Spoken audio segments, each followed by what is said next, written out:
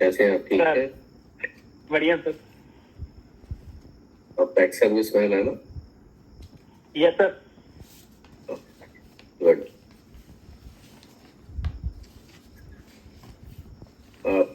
Sir मैंने दो note send किए थे, चेक किए थे आपने? बिल्कुल किए थे, मैंने रिस्पॉन्ड भी किया था आपको। आज किए थे? यस, आज क्यों किए थे? नहीं, आज वाले नहीं किए, कल वाले पे कमेंट किया था मैंने, इफ यू रिमेम्बर। हाँ, आज नहीं, मैं देखा मेरी एक ही कॉलेज में क्लासेस थी तो तो आके समझो फिर आप लोगों के साथ यस तो 4th आवर चल रहा है अभी, तो आज नहीं देख पाया। Okay, I'll have a look. Don't worry.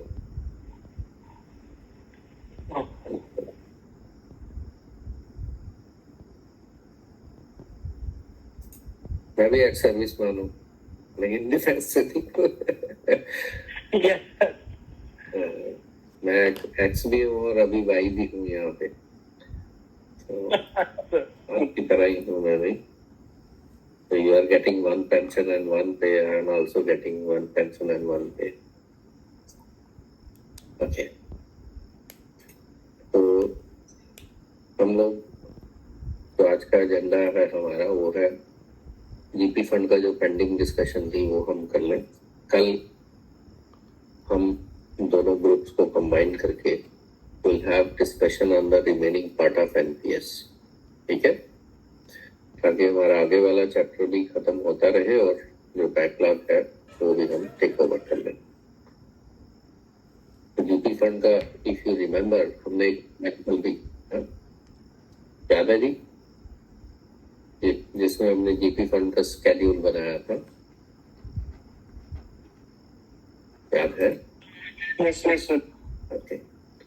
अब जो हमारे रिमेनिंग नोट्स हैं उस पर हम डिस्कशन कर लेते हैं, जितना आज मुझे लगता हो जाना चाहिए। तो उसमें डिस्कशन एडवांसेस तक हमने किया था, एडवांसेस तक हमने डिस्कस किया था ना, या नहीं किया? राइट तौर पे अगर हमने प्रैक्टिकल किया था उसमें एडवांस भी हमने काउंट किया था। तो चलिए मैं नोट्स सामने लाता हूँ, मुझे बता दीजिएगा कहाँ तक आप लोग कंफर्टेबल हो, उससे आगे मैं स्टार्ट कर लेता हूँ, ठीक है? It's up to you. I don't remember exactly कहाँ पे थे, बट न्यूमेरिकल हमने किया था, that's what I remember.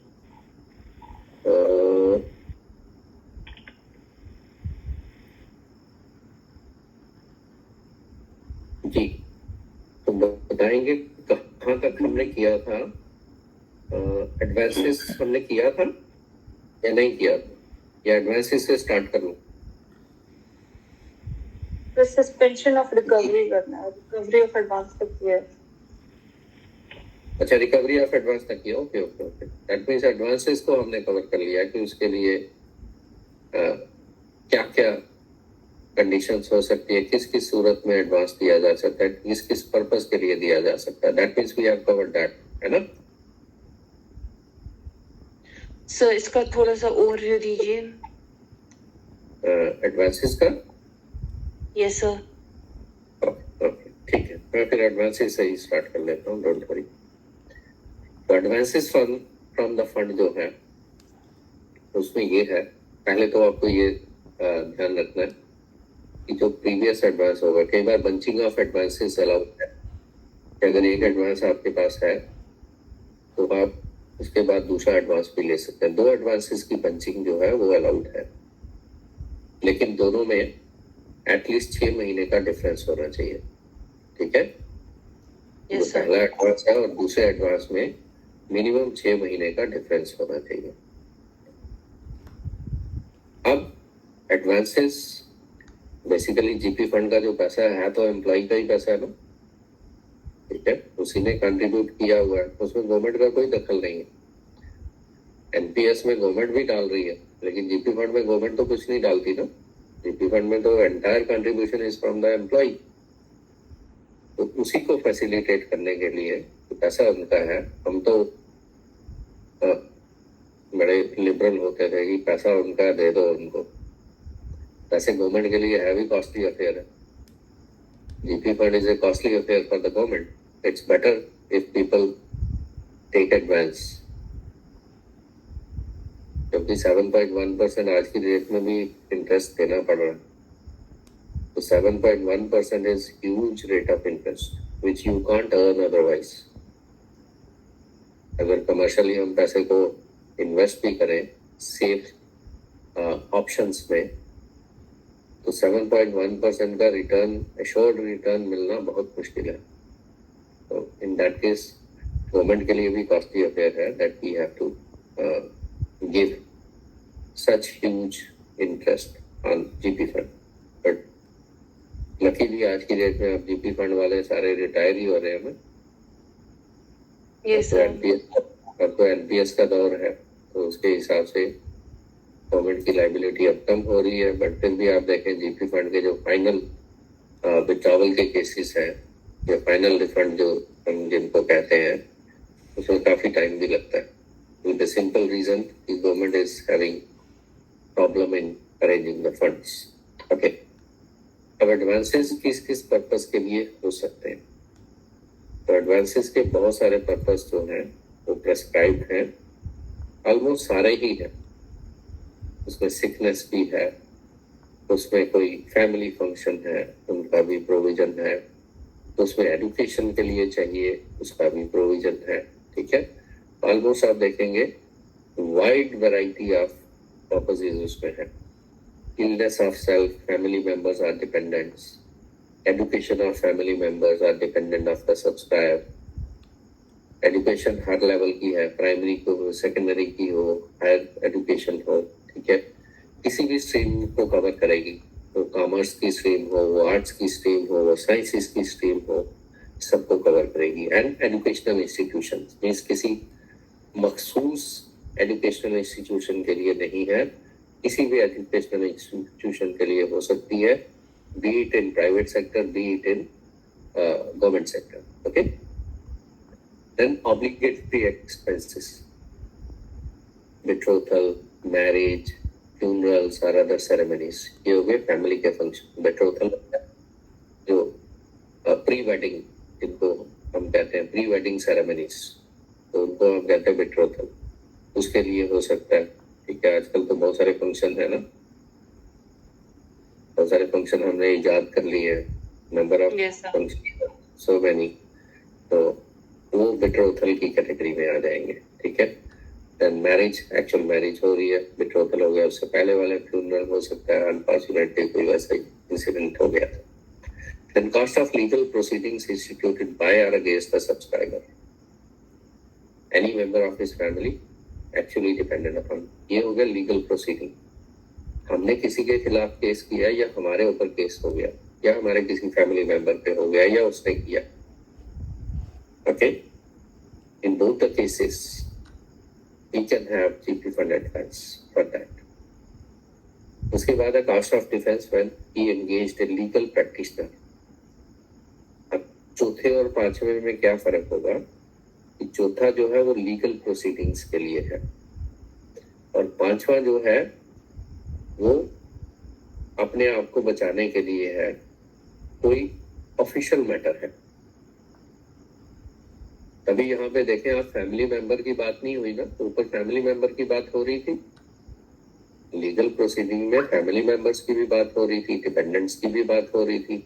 But यहाँ पे ये रिस्ट्रिक्ट हो गया उसी आदमी के ऊपर कि अगर कोई ऑफिशियली कोई मिसकंडक्ट का केस है, उनके खिलाफ कोई इंक्वायरी चल रही है और वो उसके लिए रेमेडी लेना चाहते हैं, लीगल वाली, लीगल रिकोर्स लेना चाहते हैं उसके against, and he plans to he is engaging a legal practitioner for that to sustain the fee payable to that legal practitioner.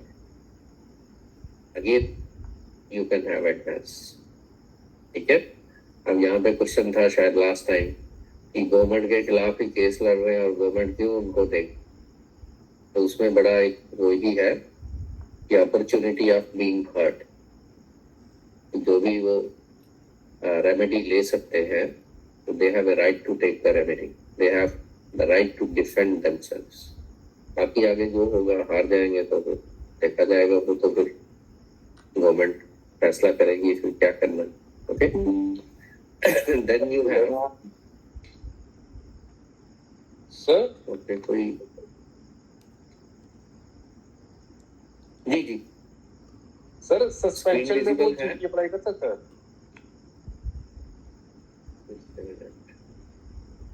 You are no longer presenting. कोई present तो नहीं कर रहा? Just a minute.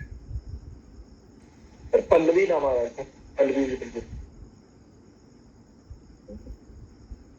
Ji try करें कोई present ना करे, presentation ना करे, क्योंकि फिर मेरी प्रेजेंटेशन टूट जाएगी। तो keep that in mind. Now you can see the screen. Yes, You sir. can see the screen. No sir, no sir. Yes, अभी sir. नहीं दिख रही? स्क्रीन चल रही है सर, विजिबल है। लग रही है चल सर। रही है, ओके ओके ओके ओके। हाँ आप पूछे जी, कोई क्वेश्चन पूछ रहे थे? सर सस्पेंशन में जीपी के लिए अप्लाई कर सकता है? बिल्कुल कर सकते हैं जी, सस्पेंशन में कर सकते हैं। जीपी फंड आपका है, यू कैन, ठीक है, उसमें कोई मनाही नहीं है, यू कैन। बट वही है कि सस्पेंशन में रिकवरी का जो है, स्क्रीन हाँ जी स्क्रीन शो नहीं आ रही है सर। स्क्रीन नहीं हो रही सर। नहीं सर, चलिए मैं हो रही है ऐसा सर, करता हो हूँ, रही है। हो रही है हो सर। रही है, हो रही है सर। कोई बात नहीं, सबको ध्यान में रखते हुए it will take just a second, let me refresh it, no worries, just a minute। अभी जिनको नहीं भी हो रही है उनको भी हो जाएगी, just it will take a second।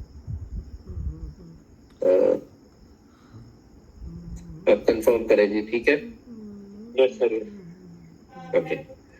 उसके बाद पर्पस था, ये हो गया कि अपने आप को डिफेंड करना है, ओके।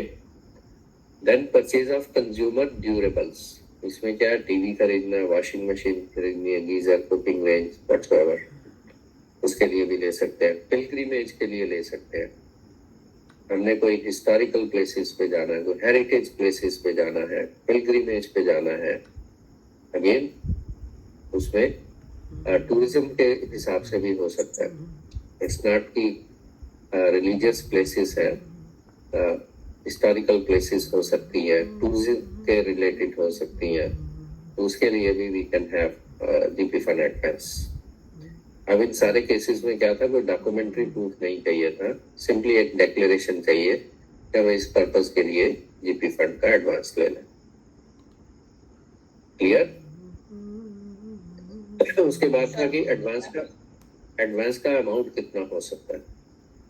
तो एडवांस का जो अमाउंट है वो, उसकी लिमिट है 12 मंथ्स की पे। व्हेन वी से पे, it means only the basic पे, not along with any allowance, okay? तो या तो 12 महीने की पे या 3/4 of the amount at credit। 3/4 का मतलब हो गया 75%। या 12 महीने की पे या 75% of the amount at the credit of his GP fund account, whichever is less। दोनों में से जो कम होगा। अब यहाँ पे एक्सेप्शन भी थी, जो इमीडिएट हेड ऑफ ऑफिस है, एक होता है हेड ऑफ ऑफिस, एक होता है हेड ऑफ द डिपार्टमेंट। तो हेड ऑफ द डिपार्टमेंट के लेवल पे तो 12 महीने की पे और 3/4 है, लेकिन जो इमीडिएट आपका हेड ऑफ ऑफिस है वो सैंक्शन कर सकते हैं 3 महीने की पे और हाफ अमाउंट स्टैंडिंग। तो आप देखेंगे 3 महीने की पे ही उसमें इफेक्टिव होगी, हाफ अमाउंट तो बहुत ज्यादा ही होगा सबका, ठीक है ना, हाफ अमाउंट तो ज्यादा ही होगा ना सबका, क्योंकि सर ये 3/4 आपकी अमाउंट की समझ नहीं है। 3/4 का मतलब हो गया कि मेरे जीपी फंड अकाउंट का बैलेंस क्या है, से उसका बैलेंस है से जी 5 लाख रुपया, तो 5 लाख का 75% कैलकुलेट होगा, ठीक है, 75%, दैट मीन्स 3,75,000। और सपोज किया मेरी बेसिक पे है 50,000, ठीक है, 50,000 बेसिक है, तो 12 महीने की हो गई 6 लाख, तो दोनों में से लेस कौन हुआ? 375 हुआ ना? नॉट्स ओके, जी सर। ठीक है। तो दोनों का कंपैरिजन करेंगे, जो उनमें से कम होगा उतने का एडवांस आपको मिल जाएगा। और दूसरे केस में क्या है, अगर इमीडिएट ऑफिस आपका सैंक्शन कर रहा है तो 3 महीने की पे या हाफ अमाउंट सबका ज्यादा होगा, विद द सिंपल रीजन कि जीपी फंड में कौन आ रहा है? जीपी फंड में वो आ रहा है जो 31/12/2009 को जॉब में था, ठीक है। तो आज तक आते आते उसका कितना बैलेंस हो गया होगा? वो हाफ अमाउंट सिर्फ एक एकेडमिक फिगर है, it doesn't carry any weight. तो virtually it is 3 months pay. Is it okay? इससे कुछ केसेस में 90% भी रहता है ना? वो विथड्रॉवल की बात है मैम, एडवांस की बात नहीं है, ठीक है। वो विथड्रॉवल वाले केस में we are coming to that as well. The amount of advance कितनी किस्तों में रिकवर हो सकता है? मैक्सिमम 60 में, ठीक है। लेकिन 12 से कम किस्तें नहीं देनी है जब तक कि सब्सक्राइबर खुद ना रिक्वेस्ट करे कि मैंने 10 किस्तों में देना है। वो लिख के दे रहा है कि मैं चाहता हूं मैं 10 किस्तों में वापस कर दूं, then you can give 10। Otherwise 12 से कम इंस्टॉलमेंट्स नहीं होगी और 60 से ऊपर नहीं होगी। जी कुछ पूछ रहे हैं? हाँ सर, एनपीएस में नहीं पॉसिबल होगा? आपने कहा ना कि जीपी फंड में एडवांस सैलरी ले सकते हैं। हाँ, ये जीपी फंड के रूल्स हम पढ़ रहे हैं, एनपीएस के नहीं पढ़ रहे हैं ना। एनपीएस पे तो 25% का प्रोविजन है, वो अलग चीज है, ठीक है। ये उन एम्प्लॉइज के लिए हम पढ़ रहे हैं, those who are still coming under GP fund rules, those who are in job on 31st December 2009, जो ओल्ड पेंशन स्कीम में आते हैं। इस तरह से याद कर लो उसको। GP fund is allowed to those employees who are coming in old pension scheme, not in NPS, ठीक है। तो ये उनके बारे में डिस्कशन हुई है। Okay sir.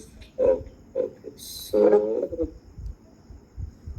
जी सर, अगर उसको मतलब 12 महीने की सैलरी वाला ज्यादा लेना होगा तो उसको हेड ऑफ द डिपार्टमेंट को ही अप्लाई करना पड़ेगा। एक्चुअली तो वो इमीडिएट ऑफिस को अप्लाई नहीं करेंगे, फिर हेड ऑफ द डिपार्टमेंट को अप्लाई करेंगे, ठीक है। 3 महीने का ये है कि शॉर्टकट है, ये हमें जल्दी उसका अप्रूवल मिल जाता है, ठीक है। तो वो एक शॉर्टकट है कि अगर इमीडिएटली हमें थोड़े पैसे की जरूरत है, 3 महीने की पे से हमारा काम चल जाएगा, तो वो थोड़ा इजी है ना हमारे लिए, हमें चक्कर नहीं लगाने हैं। जिस ऑफिस में काम कर रहे हैं वहीं से हो जाएगा। बट एचओडी से जियोग्राफिकली फार ऑफ है, तो फिर आपको वहां पे अप्रोच करना पड़ेगा, इट में टेक सम टाइम, ओके। तो 12 से कम नहीं और 60 से ऊपर नहीं। 12 से कम एक्सेप्शन ऑन हिज रिक्वेस्ट, लेकिन 60 से ऊपर नहीं है। तो या तो 5 साल के लिए है या 1 साल है, ठीक है। 12 इंस्टॉलमेंट का मतलब क्या हो गया? 1 साल, और 60 का मतलब हो गया 5 साल, ठीक है।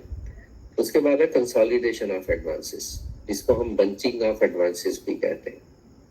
तो बंचिंग ऑफ एडवांसेस या कंसोलिडेशन ऑफ एडवांसेस में वही बात आ रही है कि ऑलरेडी आपने एक एडवांस लिया हुआ है, उसका आउटस्टैंडिंग है अभी, और आप नया एडवांस जो है वो डिमांड कर रहे हैं। तो there is no stopping of that, with the only condition कि जो आपका पिछला एडवांस है और आज जो एडवांस आप मांग रहे हैं उसमें 6 महीने के ज्यादा का पीरियड हुआ होना चाहिए। उसमें क्या होगा, पुराना आउटस्टैंडिंग हम देखेंगे, उसमें इस समय कितना आपको मिल सकता है, ठीक है, वो ऐड करेंगे और दोनों को क्लब करके नई इंस्टॉलमेंट बनेगी फिर। और वो जो नई इंस्टॉलमेंट है उसके लिए प्रोविजन है कि आप नेक्स्ट मंथ से भी उसको स्टार्ट कर सकते हैं, नेक्स्ट टू नेक्स्ट से भी कर सकते हैं, ठीक है।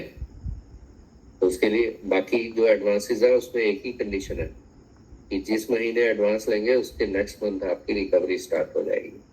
लेकिन कंसोलिडेशन वाले केस में there is a waiting period of further 1 month। तो अगर मैंने आज कंसोलिडेशन ऑफ एडवांस लिया तो उससे अगले महीने तक मेरी पुरानी किस्त चल सकती है, लेकिन उससे अगले महीने में जो बंचिंग के हिसाब से किस्त बनेगी उसके हिसाब से मुझे रिकवरी करवानी है। Is this point clear?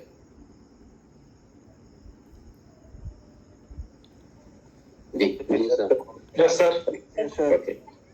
उसके बाद है एडवांस सैंक्शनिंग अथॉरिटी कौन होगी, तो इमीडिएट हेड ऑफ ऑफिस कर सकता है, वो 3 महीने वाला है, और उसके बाद एचओडी कर सकता है। टाइम लिमिट भी है सैंक्शन करने की कि जो सैंक्शनिंग अथॉरिटी है उसने कितनी देर में सैंक्शन करना है। तो जो प्रेस्क्राइब्ड है, ठीक है, यहाँ प्रेस्क्राइब्ड की बात करेंगे हम, बाकी क्या होता है क्या नहीं होता है वो बहुत से एक्सेप्शंस है उसमें। पब्लिक सर्विस गारंटी एक्ट भी है, लेकिन बहुत फ्लाउट होता है वो, बट यहाँ पे तो हम रूल्स की बात करेंगे तो 15 डेज का प्रेस्क्राइब्ड है। लेकिन इलनेस के केस में एक्सेप्शन है कि आपको 7 डेज में सैंक्शन करनी है। ठीक। रिकवरी ऑफ एडवांस में आपसे पहले भी डिस्कस कर चुका हूँ कि नॉर्मल एडवांस में तो अगले महीने से स्टार्ट होगा, लेकिन अगर बंचिंग है, ठीक है, अगर बंचिंग है, यहाँ पे लिखा हुआ है however when the balance of the previous advance is consolidated, bunching of advance है तो नेक्स्ट टू नेक्स्ट मंथ से हम स्टार्ट कर सकते हैं। देन सस्पेंशन ऑफ रिकवरी, इसका मतलब हम यहाँ पे थे फिर लास्ट टाइम, है ना? ओके। तो सस्पेंशन ऑफ रिकवरी में सिंपली वैसा ही है कि अगर किसी की पे ना निकल रही हो, ठीक है, इवन सस्पेंशन वाले केस में भी अगर वो अपनी कंसेंट देते हैं तो उस केस में हम कर सकते हैं, अदरवाइज सस्पेंशन वाले केस में भी रिकवरी जो है वो नहीं करनी है। लेकिन वो खुद ही कहते हैं कि नहीं मुझे करवानी है, तो फिर आप कर सकते हैं, बट अदरवाइज सस्पेंडेड एम्प्लॉय के लिए recovery is not mandatory, it can be deferred. Okay. और उस केस में लीव में अगर उनको पे नहीं मिल रही है तो उसके हिसाब से फिर रिकवरी जो है वो सस्पेंड हो जाएगी। देन रॉन्गफुल यूज को भी हमने शायद डिस्कस किया था कि रॉन्गफुल यूज ऑफ एडवांसेस वैसे इतना सीरियस मैटर नहीं है, लेकिन अगर कोई कंप्लेंट कर दे, ठीक है, कोई कंप्लेंट कर दे, ऐसे तो अपना पैसा है, किसी को कोई वास्ता नहीं है उससे, लेकिन रूल्स में प्रोविजन है कि आपने अगर पैसा लिया और जिस पर्पस को आपने डिक्लेयर किया था उस पर्पस के लिए आप उसको यूज नहीं कर रहे, रॉन्गफुल यूज है। जैसे आपने पैसा लिया, आपने डिक्लेयर किया कि this is due to illness, और उसकी आपने गाड़ी खरीद ली, in that case it's diversion of money. तो ऐसे तो कोई कुछ नहीं कहता है, लेकिन अगर किसी को एक्शन लेना हो तो उस केस में ले सकते हैं। तो उसमें हम उनसे एक्सप्लेनेशन मांगेंगे राइटिंग में, 15 डेज का टाइम देंगे जब उनको वो कम्युनिकेशन मिलेगी कि आप अपनी एक्सप्लेनेशन दें कि आपने ऐसा क्यों किया, आपने किया या नहीं किया, और अगर आपने ऐसा किया तो क्यों किया। तो उस एक्सप्लेनेशन तो 15 दिन में हमारे पास वापस आएगी, फिर सैंक्शनिंग अथॉरिटी जो है वो फैसला देंगी, and if they are satisfied that the purpose to which that advance has been applied is wrongful, then they can order the repayment of that amount. ठीक है जी?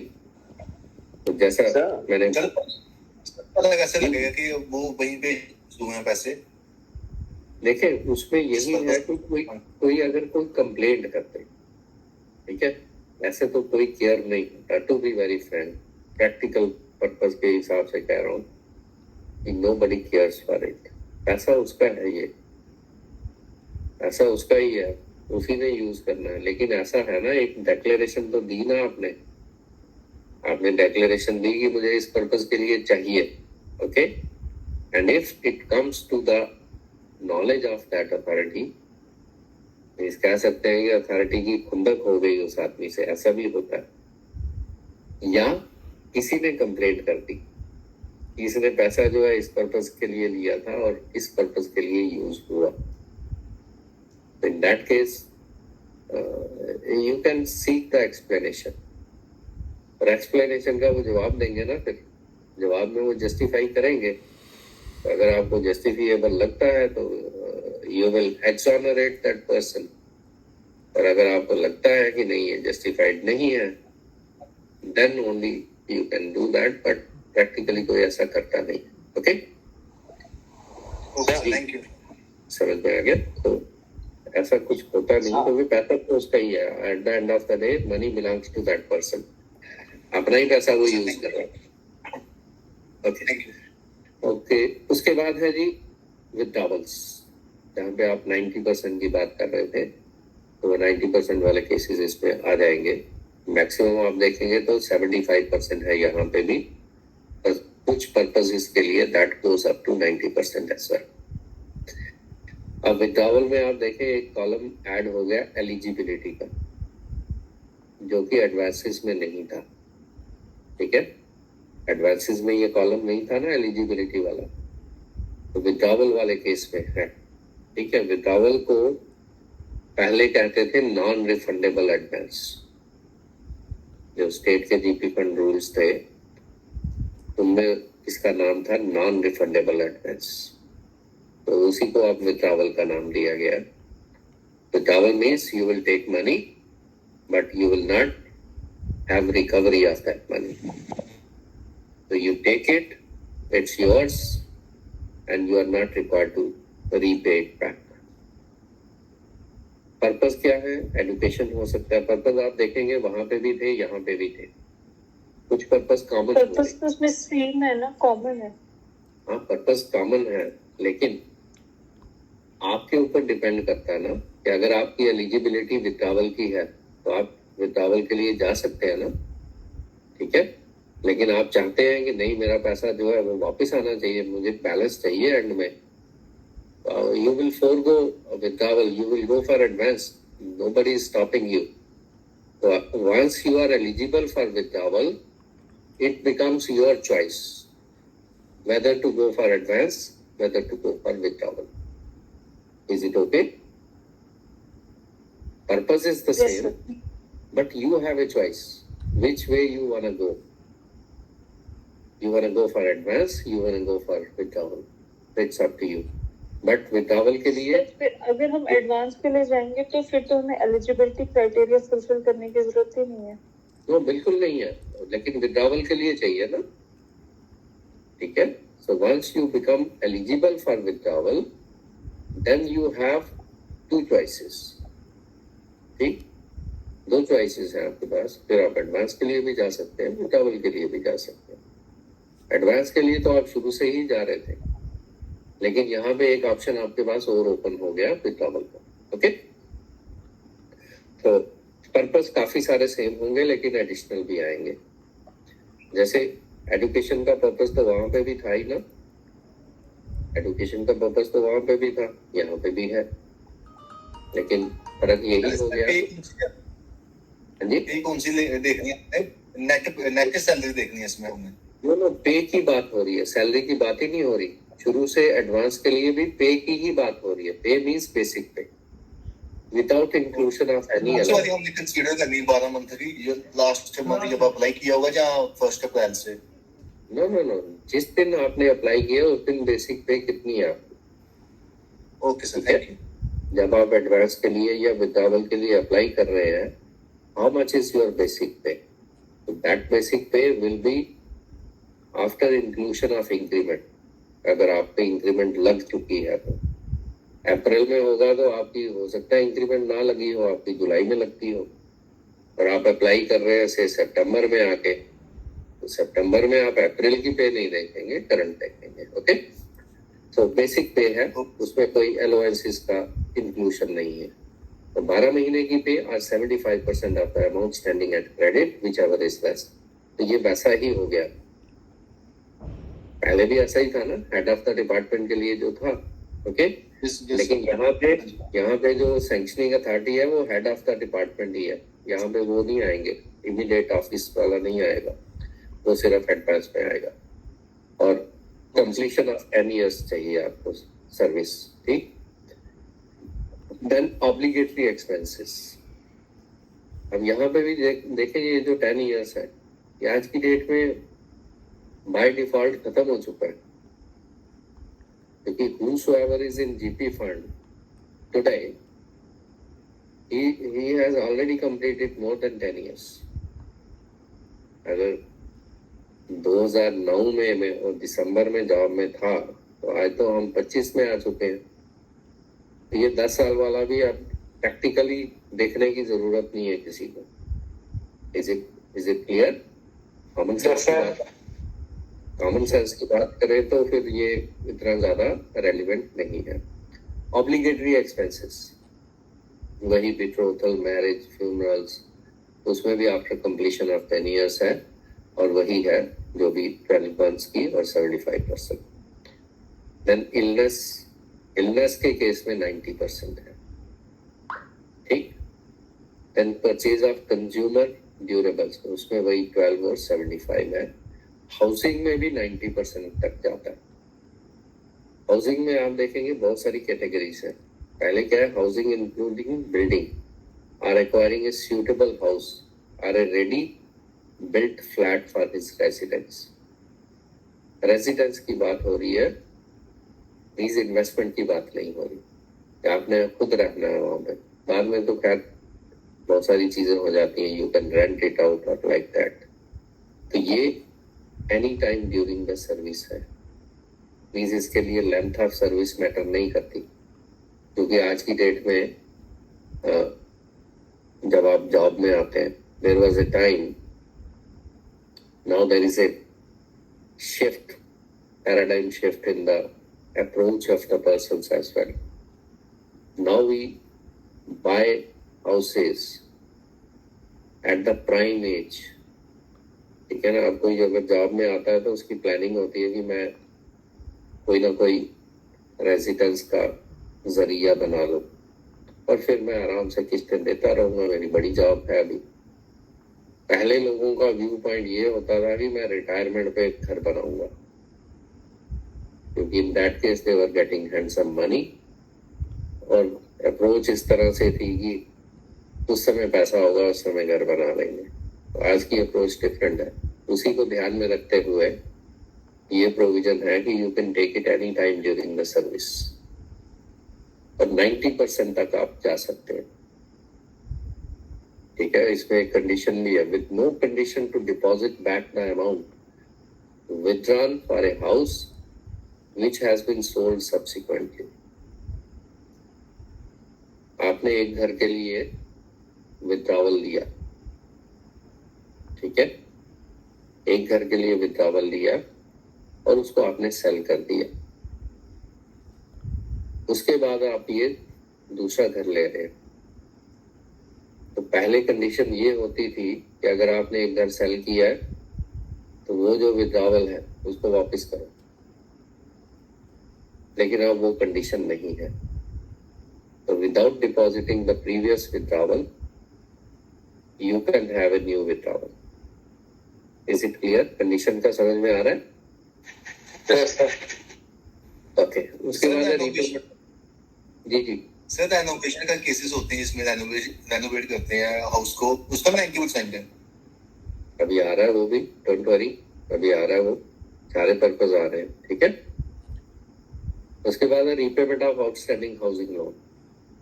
हमने बैंक से लोन लिया, किसी फाइनेंशियल इंस्टीट्यूशन से लोन लिया, उसकी repayment हम करना चाहते हैं, तो again you can take GP fund advance for that, उसमें भी एनी टाइम है। Then purchase of house site for building a house, means land ले रहे हो आप, वहां पे क्या था, घर बना रहे थे आप, यहाँ पे आप घर के लिए जमीन ले रहे हैं, तो उसके लिए भी आप जीपी फंड एडवांस ले सकते हैं। Then constructing a house on a site acquired, जो आपने साइट ली थी उस पर कंस्ट्रक्शन करनी है, तो वो उसके लिए 90% ले सकते हैं। Then reconstructing or making additions on a house already acquired, उसको गिरा के फिर से बनाना या उसमें एडिशंस करना। एडिशन करने का मतलब हो गया एक कमरा और बना दिया, उसमें किचन ऐड कर दी, okay, which was not existing otherwise. Again, those cases will qualify. Now you are coming to the renovation. ठीक है जी, रेनोवेशन वाले समझ गए अब? Yes sir. रेनोवेशन वाले केस में एंसेस्ट्रल हाउस को भी आप रेनोवेट कर सकते हैं, नॉट नेसेसरी कि आपने उसको बनाया। एंसेस्ट्रल हाउस अगर है आप उसको भी रेनोवेट कर सकते हैं, उसको एडिशंस डाल सकते हैं। Again it is 90%। Then purchase of motor car, motorcycle, scooter, ठीक है, या आपने उसके लिए पहले से लोन लिया हो तो उसमें 10 इयर्स का कंप्लीशन वाला है और 75% है, ओके, या 75% है या उसमें कास्ट ऑफ व्हीकल है, which ever is less. Then extensive repairs, overhauling of motor car, overhauling करवानी है, इंजन चेंज करवाना है, ठीक है, तो एक्सटेंसिव रिपेयर्स है मोटर कार की, उसमें भी सेम वही है, 75% या जो उस पर कीमत आएगी। Then making deposit to book a motor car means आप एडवांस दे रहे हैं, उसके लिए डिपॉजिट देना पड़ता है ना, कई बार बुकिंग वाले केसेस होते हैं, ठीक है, कई गाड़ियों की बुकिंग करवानी पड़ती है ना, those are not readily available, तो इवन उसके लिए प्रोविजन है। Then once in the financial year towards subscription paid for group insurance scheme. अब ग्रुप इंश्योरेंस स्कीम अगर आपको मालूम हो तो उसमें प्रीमियम बड़ा नॉमिनल है, ठीक है, ग्रुप इंश्योरेंस स्कीम का मालूम है ना, GIS, कितना प्रीमियम होता है उसमें?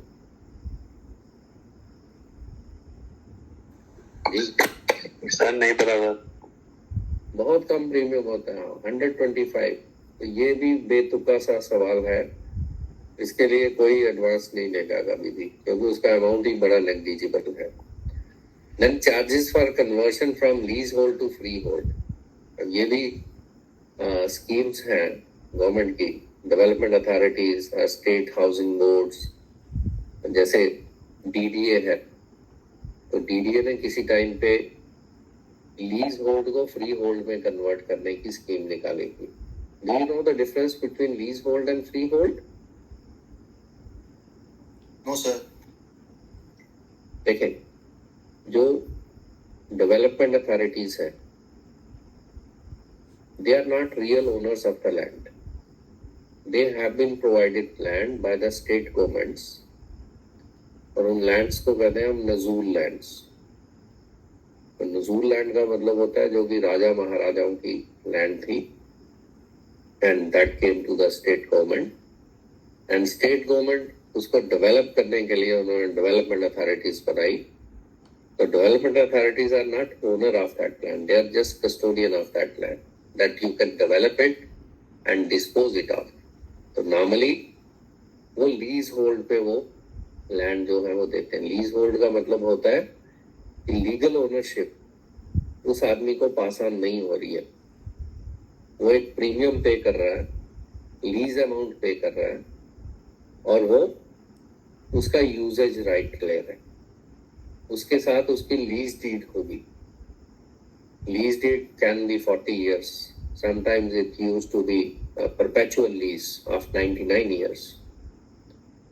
तो वो जो लीज है वो आपको लीगल ओनरशिप नहीं देती उस प्रॉपर्टी का। You are not legal owner. Legal ownership वहीं पे रह जाती है, जो आपको लीज पे दे रहा है उसको कहते हैं लेसर, और जो लीज पे लेता है उसको कहते हैं लेसी, ओके। तो legal ownership remains with the lessor, but lessee can enjoy 100% possession, all the rights, but कल को अगर उसने बेचना होगा तो उसको लेसर की परमिशन लेनी पड़ेगी, क्योंकि वो एब्सोल्यूट ओनर तो है नहीं उसका। या बाय द वे उसको लोन लेना होगा तो लोन के केस में भी उसको लेसर की परमिशन लेनी पड़ेगी, उसकी NOC लेनी पड़ेगी। So legally he is not the owner of property. Freehold means जिसको कहते हैं ना मलकियत, वर्ड यूज करते हैं ना, मलकियत वर्ड यूज करते हैं, ठीक है। तो मलकियत का मतलब होता है इंतकाल हमारे नाम पे है, रेवेन्यू में इंतकाल हो गया हमारे नाम पे, उस केस में लीज डीड नहीं बनेगी, उस केस में सेल डीड होगी, और सेल डीड के बाद रेवेन्यू में हमारी एंट्री होगी, इंतकाल हमारे नाम पे चढ़ेगा, तो उसको कहते हैं फ्री होल्ड। तो जो डेवलपमेंट अथॉरिटीज थी पहले वो लीज पे चीजें दिया करती थी, लेकिन बाद में उन्होंने स्कीम निकाली कि लीज से फ्री होल्ड में करें, ताकि लोग भी फ्री हो जाए, उनको बार बार चक्कर ना लगाने पड़े कि अगर हमने लोन लेना है फिर परमिशन लेने जाएंगे, बेचना है तो फिर उधर परमिशन लेने जाएंगे, फिर उनको फी भी पे करनी पड़ेगी, लीज खत्म हो जाएगी फिर रिन्यू करवानी पड़ेगी। तो there was a scheme, lease hold को फ्री में कन्वर्ट कर दो, अथॉरिटी भी फ्री हो गई, पर्सन भी फ्री हो गया, ठीक है। तो उस स्कीम में भी अगर किसी ने पार्टिसिपेट करना है तो 90% का उसमें है। फिर है without assigning any reason, reason ही नहीं कोई देना। उसमें क्या है, जो सुपर एन्युएट होने वाले हैं लोग, अगर विद इन 1 ईयर कोई सुपर एन्युएट होने वाला है, रिटायर होने वाला है, तो उसको रीजन भी देने की जरूरत नहीं है, वो अप टू 90% ऑफ बैलेंस जो है वो ले सकता है, ठीक है। लेकिन ये वंस ड्यूरिंग सर्विस है। Is it okay? Yes sir. ठीक, सर तो इसमें भी अप टू 90% ही है। उसके बाद ये कुछ नोट्स हैं जिसको हमें ध्यान में रखना है। Only one withdrawal can be allowed for the same purpose. Same purpose हो गया, जैसे मैंने लिखा जी कि मुझे कार खरीदनी है, तो कार खरीदने के लिए मुझे एक ही बार विथड्रॉवल मिलेगा, ओके। अब कार खरीदने के लिए दोबारा से मैं विथड्रॉवल लेने नहीं जाऊंगा ना। लेकिन मैरिज के केस में, मैरिज हो गया, एजुकेशन हो गई, तो मैरिज अगर एक चाइल्ड की हुई है तो उसको एक ओकेशन माना जाएगा, लेकिन अगर दूसरे बच्चे की मैरिज आ गई तो उसको डिफरेंट माना जाएगा, वो सेम पर्पस में काउंट नहीं होगा। या इलनेस के केस में हो सकता है, सर अगर उसी बंदे की फिर से शादी हो गई, अगर डाइवोर्स हो गया, शादी हो गई फिर मिलेगा? वो भी मैरिज अलग ही होगी, ठीक है। वो पहली मैरिज से नहीं रहा ना उसका, वो फ्रेश हो गया फिर, ठीक है। ओके सर, केस में भी ले सकता है, बट प्लान मत करिएगा कभी ऐसा, ओके। अफोर्डेबिलिटी भी नहीं होगी ना, okay. Are a further addition, मैं आपके साथ बड़ा कम मजाक करता हूँ, otherwise face to face class में बहुत मजाक चलता था अपना, क्योंकि accounting is such a subject है, कुछ लोग फिर उसमें सिंक होना शुरू हो जाते हैं, तो मैं काफी जोक्स क्रैक किया करता था। आप लोगों का भी टाइम उस हिसाब से है नहीं, फेस टू फेस उस तरह से नहीं है, तो बट स्टिल समटाइम्स इसके लिए मैं गाने वाने गा के आपको एंटरटेन कर देता हूँ कई बार, क्लास में शायद नहीं कर। फंड वाले हैं वो रीमैरिज का सोच भी नहीं सकेंगे क्योंकि एज भी काफी हो गई होगी, तो चलिए ठीक। हाँ, जीपी फंड वाले वैसे ही कह रहे रिटायर होने पे आ गए हैं, ओके। अल्टरेशन, ठीक है, एक बार आपने की दोबारा भी कर सकते हैं, वो ओकेशन डिफरेंट हो जाएगा। Then betrothal and marriage are treated as separate purposes। कि प्री वेडिंग के लिए अगर आपने लिया है तो वो आपको मैरिज से मींस उसके लिए एडवांस लेने से रोकेगा नहीं, वो दोनों डिफरेंट ओकेशन माने जाएंगे, पर्पस अलग माने जाएंगे, even if the marriage of the same person, okay. But betrothal is a separate purpose, marriage is a separate purpose। Then both advance and withdrawal should not be sanctioned for one and the same purpose at the same time। Means आज की date में कोई बोले कि मुझे illness के लिए advance भी चाहिए, इलनेस के लिए विथड्रॉवल भी चाहिए, तो वो पॉसिबल नहीं होगा। हाँ, टाइम गैप के बाद कर सकते हैं। आज उन्होंने एडवांस ले लिया, उसके बाद विथड्रॉवल की एलिजिबिलिटी हो गई, तो they can apply for withdrawal, but there should be a time lag. The same purpose at the same time, वो नहीं होगा allowed. Then for all the above cases documentary evidence यहाँ पे भी नहीं चाहिए, यहाँ पे भी सिंपल डिक्लेरेशन है। और टाइम लिमिट यहाँ भी वैसा ही है, 15 और 7। ठीक है जी, ओके है? Yes sir. Yes sir. Okay, उसके बाद can we finish it? Sir ये जो 75% में विड्रॉल वाला है, हाँ, इसमें से मैंने मतलब पढ़ा था कहीं, मतलब ट्रेनिंग वो कहीं रूल्स में पढ़ा था कि 15 years ऑफ सर्विस होता है। नो, ये जो एलिजिबिलिटी है 75% की बात आप कर रहे हैं? जी सर, जिसमें 10 years ऑफ सर्विस लिखा हुआ ना, उसमें ये था कि 15 years ऑफ सर्विस होना चाहिए और within 10 years before the date of his retirement. No no no, वैसा नहीं है। ये 2017 में रिवैम्प हुए थे रूल्स, ठीक है? 2017 में रिवैम्प हुए थे, उसके बाद रिवैम्प नहीं हुए। तो ये जो सारी कंडीशन है ये उसके तहत है। Are you getting? तो ये जो लेटेस्ट प्रोविजंस है उसके पहले 15 years होगा, I am not contesting that. पर जो 2017 में तरमीम हुई थी पर्पसेस के हिसाब से, ये उसके तहत है। Clear? Okay sir. Yes sir. उसके बाद कोई तरमीम हुई नहीं है, तो this is as per that. Then मैं आपसे पूछ रहा था, can we finish it up? कर ले, थोड़ा सा ही है, आपकी चॉइस है। Yes sir. हाँ जी, जल्दी बोल दो, अदरवाइज बोलूंगी नहीं, जल्दी कर दो। हाँ जी, सर फिनिश कर लो सर। ओके। उससे ये होगा कि फिर कल हम एनपीएस पे आ जाएंगे, ठीक है? ये वाला टॉपिक आज खत्म हो जाएगा। तो conversion of advance into withdrawal में शॉर्टकट आपको बता देता हूँ कि अगर आपने एडवांस लिया है और आपकी कल को एलिजिबिलिटी हो जाती है विथड्रॉवल के लिए, तो आप अपने एडवांस को विथड्रॉवल में कन्वर्ट कर सकते हैं। उसका मतलब ये होगा कि जितना भी उसका आउटस्टैंडिंग है वो फिर माफ हो जाएगा, वो आपको वापस नहीं करना। ठीक है? क्लियर? तो जितनी किस्तें आपने दी थी वो इंटैक्ट रहेंगी, उसके बाद वाली किस्त फिर बंद हो जाएगी। उसके बाद है final withdrawal from the fund. Final withdrawal हो गया कि जब वो आदमी जो है वो सुपर एन्युएट कर रहा है, तो जो भी उनका बैलेंस होगा वो उनको वापस किया जाएगा। ठीक है? Is it okay? Yes yes. ठीक है।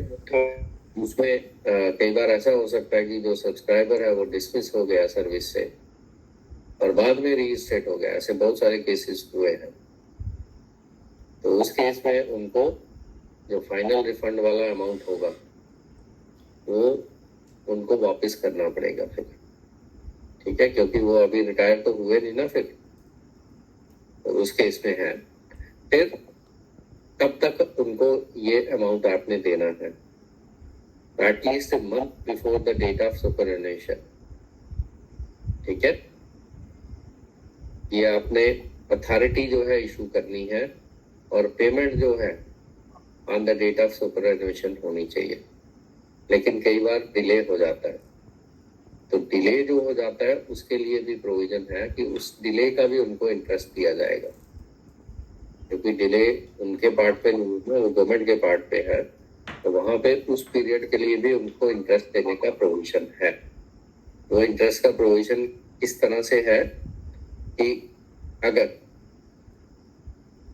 इंटरेस्ट फॉर फर्स्ट 6 months के रिटायर हो, उनको 6 महीने हो जाएंगे, तो जो पहले 6 महीने हैं उस पे इंटरेस्ट अलाउ कर सकता है डिस्ट्रिक्ट फंड ऑफिसर। जो फंड ऑफिस का ऑफिसर है, डिस्ट्रिक्ट फंड ऑफिसर जिसको कहते हैं हम, वो 6 महीने तक का इंटरेस्ट अलाउ कर सकते हैं, उनके इख्तियार में है। लेकिन अगर 6 महीने से ज्यादा का डिले है तो फिर डीजी फंड ऑर्गेनाइजेशन जो है वो उनके पास इख्तियार है। कब तक है? Up to 1 year। अगर उससे भी ज्यादा हो तो फिर एडमिनिस्ट्रेटिव डिपार्टमेंट जो है वो डिसाइड कर सकता है with the concurrence of finance department. लेकिन इस केस में भी इंटरेस्ट देने से उन लोगों की रिस्पॉन्सिबिलिटी जो है वो खत्म नहीं हो जाएगी जिनकी वजह से ये डिले हुआ। Government can fix responsibility in that, but जो सब्सक्राइबर है उसके बेनिफिट के लिए डिले के दौरान भी इंटरेस्ट का प्रोविजन है। Is it clear? जी, Yes, sir. okay. Come to the last part, that is DLI, deposit linked insurance scheme. इसमें क्या है कि जो जीपी फंड को सब्सक्राइब करते हैं,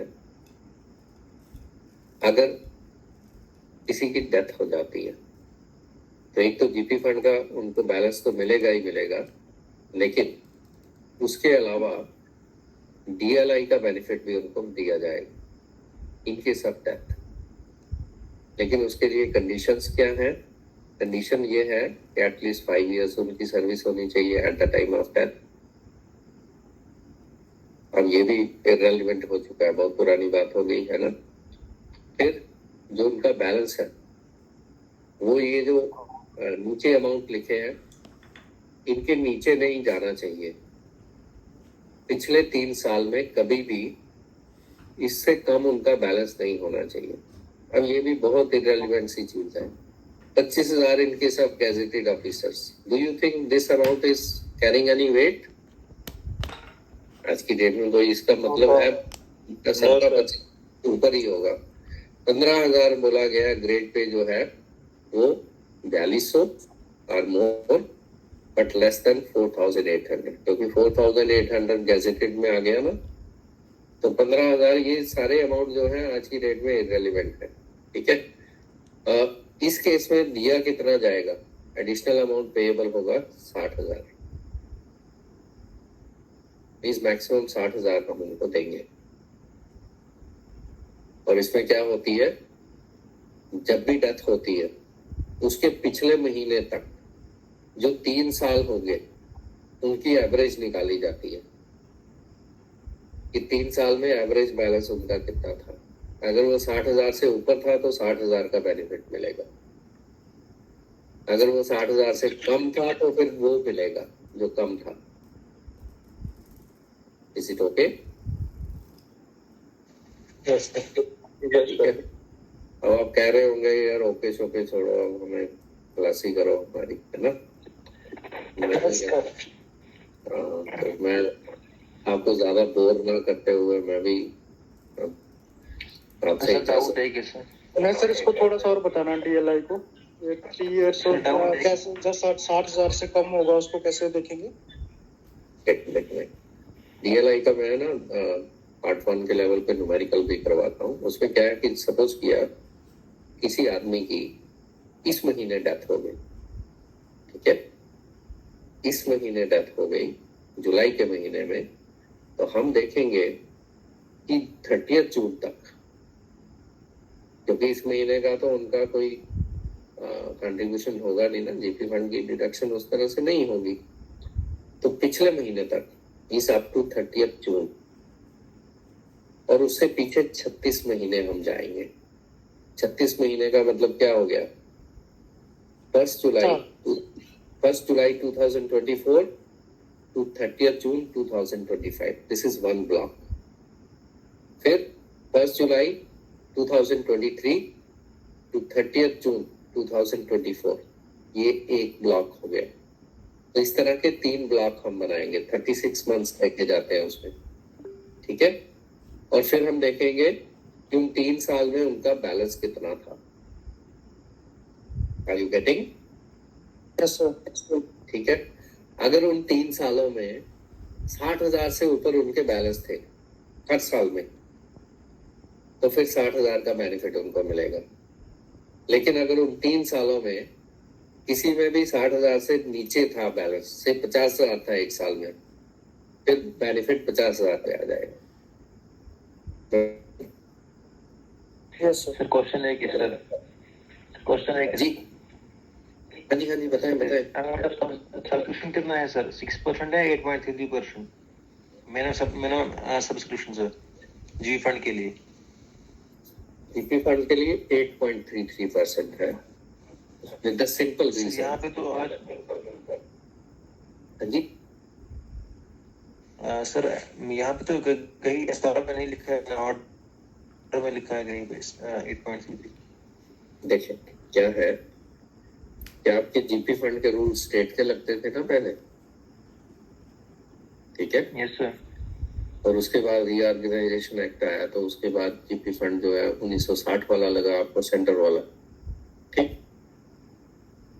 क्या कोई ऐसा केस है, क्या कोई ऐसा केस है जीपी फंड का जिसमें किसी की अपॉइंटमेंट जो है वो उन रूल्स के लगने के बाद हुई हो और वो जीपी फंड में फॉल कर रहा हो, ठीक है। जो स्टेट के जीपी फंड रूल है उसमें 8.33% था।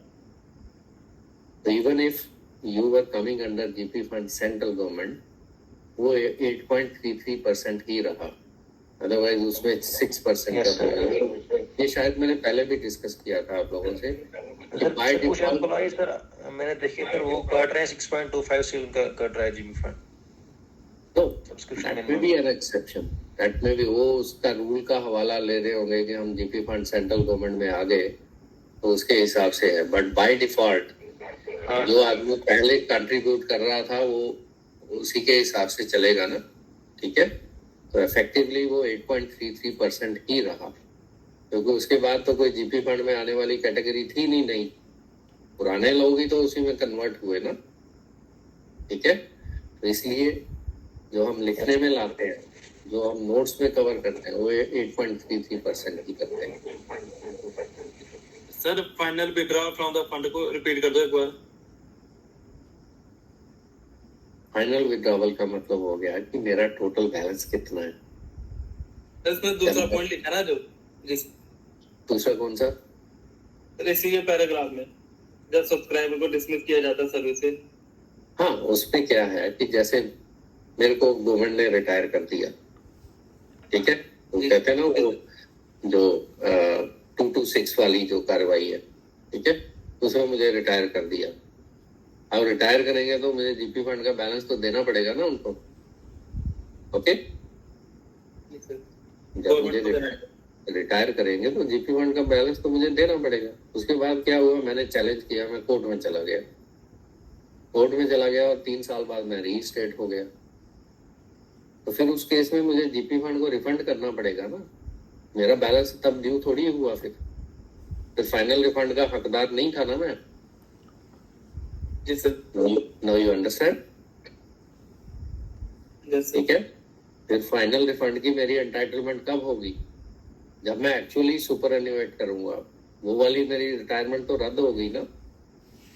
जब रिटायरमेंट रद्द हो गई, मुझे पे मिल रही है, उसकी पेंशनरी बेनिफिट्स खत्म हो गए मेरे, तो फिर जीपी फंड का फाइनल जो रिफंड मुझे मिला था वो मुझे मेक गुड करना पड़ेगा ना, until I qualify for that actually in future. That's clear? Yes sir. Okay. ठीक है, फिर कल मिलते हैं। आज बहुत लंबा हो गया, but we finished it at a stretch. Okay then, goodbye, thank you.